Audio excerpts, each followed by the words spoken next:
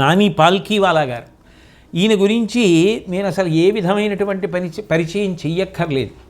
వారు ఎంత గొప్ప న్యాయశాస్త్రవేత్తయో, భారతదేశానికి రాయబారిగా పనిచేసినటువంటి వ్యక్తి.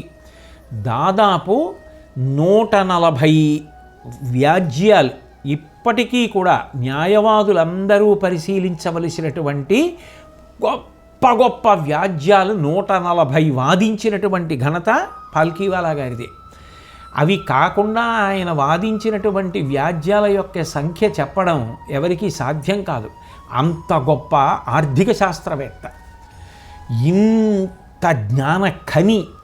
అటువంటి పాల్కీవాలా గారు శంకరాచార్యుల వారి గురించి మాట్లాడుతూ చెప్పినటువంటి మాటలు, most historians are agreed that if a count were taken of the 12 greatest men who ever lived in any country in any age, Adi Shankaracharya would undoubtedly be one of them.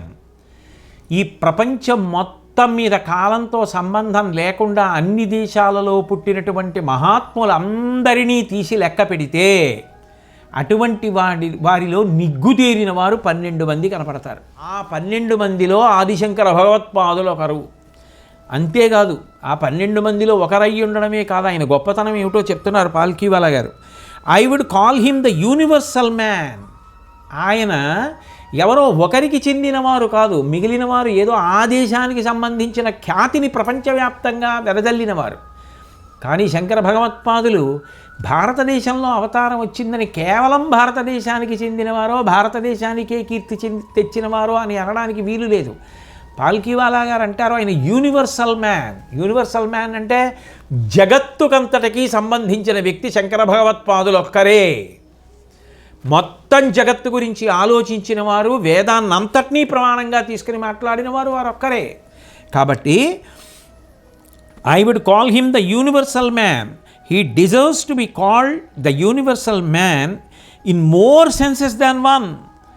ఏదో ఒక్క కోణంలో కాదు శంకరాచార్యుల వారిని అందరికీ చెందిన వ్యక్తి అనడం, ఒక్క విషయానికి కాదు, ఎన్ని కోణాలలోనో ఆయన సమస్త జగత్తుకి చెందినవారు తప్ప ఎవరో ఒక్కరికి చెందినవారు కాదు.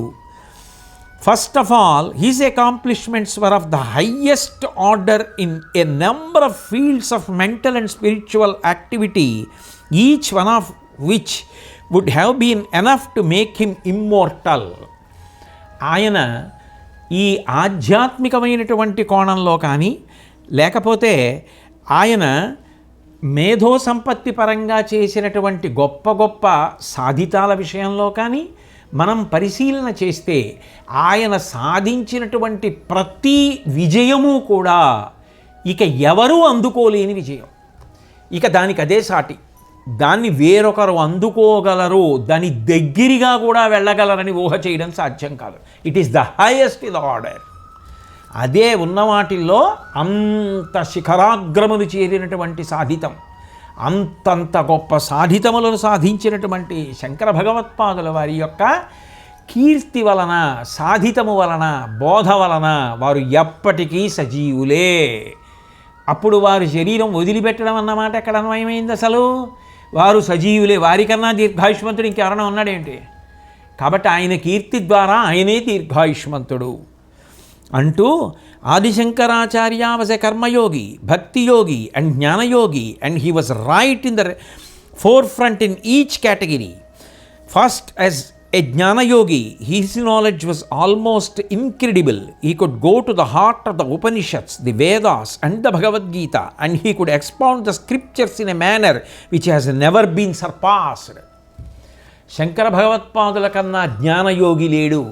వేదముల విషయంలో కానీ, ఉపనిషత్తుల విషయంలో కానీ, భగవద్గీత విషయంలో కానీ ఆయన లోపలికి వెళ్ళి ఉన్న సత్యాన్ని పట్టుకొని లోకానికి అందించిన తీరు కన్నా దాటి చెప్పినవాడు ఇప్పటికీ లేడు. ఆయన చెప్పినదే గొప్పది. As a bhakti yogi, he was a man of infinite faith and infinite compassion. Nothing human was alien to his nature. All human beings were alike to him. ఆయన కన్నా భక్తి యోగి ఎక్కడా లేడు. ఎందుకని? ఆయన భక్తి ఎంతటిది అని చెప్పడం ఎవరికీ సాధ్యం కాదు. అది అగాధం. పశుమాం సర్వజ్ఞ అనగలరు. అంత గొప్ప భక్తి కలిగిన వారు, ఎంత భక్తి కలిగిన వారో అంత దయ కలిగిన వారు, అంత కరుణాసముద్రులు. ఆయన దృష్టిలో ఒకటి అధికం ఒకటి తక్కువ లేనే లేదు, అంతా భగవన్మయం. అందుకే అంతా సమానమైనది. అసలు ఒకటి ఎక్కువ ఒకటి తక్కువ కానే కాదు. అటువంటి భక్తి యోగి లేడు. As a karma yogi, he did more as a man of action than most men who are merely men of action have ever been able to do, even those who have achieved world eminence.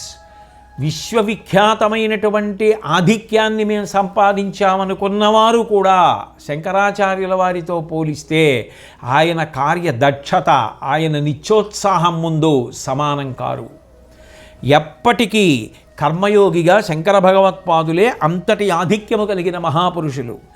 What was his aim in having mutts in different corners of India? One of his main ideas was that this is one single country. We may have different faiths, different sects, different creeds, different communities may flourish here, and they have flourished through the centuries, but we are all members of one single family, Vasudhaiva Kutumbakam. And his objective in going round the country was to ensure that the message that we have a common and indivisible destiny and an unified culture got across this great nation. ఆయన భారతదేశమంతటా పర్యటించారు. జయ జయశంకర, హరహర శంకర. ఆయన అలా పర్యటించడం ద్వారా ఏమిటి సాధించారు అంటే, స్త్రీ పురుష పండిత పామర కుల మత వర్ణ వర్గ ధనిక పేద విచక్షణ లేకుండా మనందరం ఒక్కటే, మనందరి లక్ష్యం ఒక్కటే, మనందరం కలిసి ప్రస్థానం చేస్తున్నాం, చెయ్యి చెయ్యి పట్టుకొని మనం చేరవలసిన లక్ష్యం ఒక్కటే. ఈ భావనని వాడలా మనిషికి ఆయన బోధ చేసిన కారణం చేత జాతీయ సమైక్యత పరిఢవిల్లింది. If I go through his writings we can readily see that he was not so much a man propounding a religion as a man propounding the religion which underlines all religions.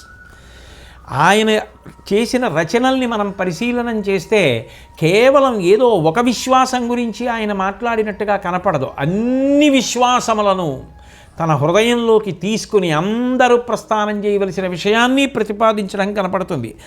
Adi Shankara was universal in his outlook. His message was meant not for Hindus alone, not for Indians alone, but for all man kind.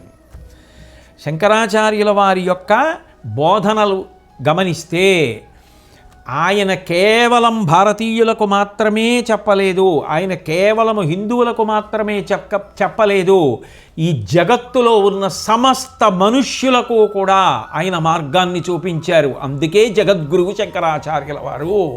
పెద్దలు చెప్పిన మాటలు ఒకసారి చదువుకుంటే శంకరాచార్యుల వారు జగద్గురువు ఏమిటి అన్న పిచ్చ అనుమానాలు రాకుండా ఉంటాయి.